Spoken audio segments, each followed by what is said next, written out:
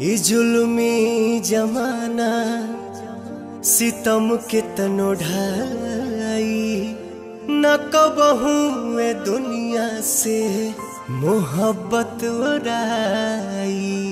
और जब रोग हो जे जानी उजानी कदर बेकदर के समझ में न आई।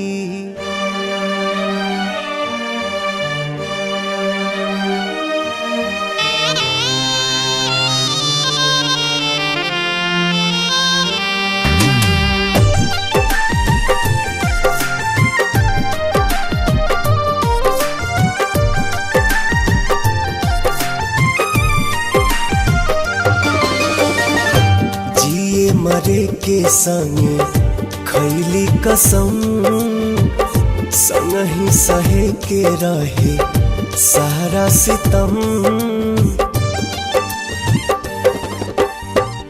जिए मरे के संगे खैले कसम संग ही सहे के रहे सारा सितम। उहे जान भैली अनजान कहे पूछ के बतावा तनी चान।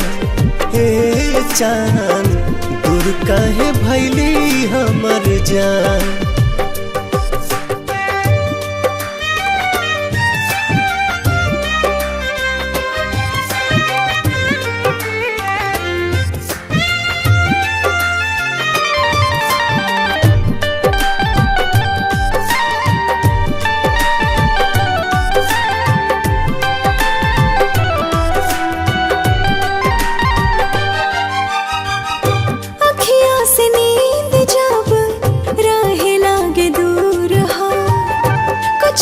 जरूर हाला नैन के कसूर हो।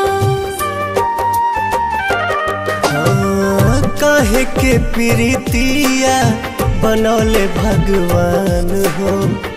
प्रेमी सतावल जाला बाटे परमान हो। ना जाने कैसन बा दिल के जरूरत हो। हर पल निहारेला उनके ही सूरत हो। टूट गइल सारा अरमान काहे पूछ के बतावा तनी चान। हे चान दूर काहे भैली हमर जान।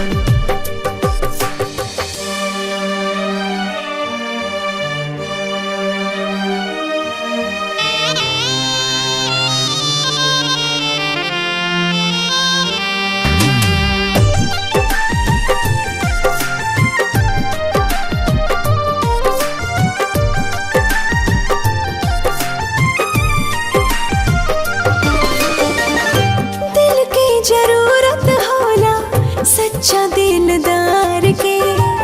बड़ा हार जाए तू ता बुझला न प्यार के।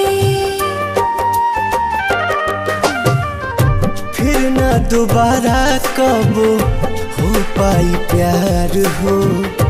बसल बसावल दुनिया भइल उजार हो। सपनों में ना सोचनी ऐसन कब होई। दिल भर के याद में अखियाँ कब रोई। घुट घुट के निकाले परान काहे पूछ के बतावा तनी चान।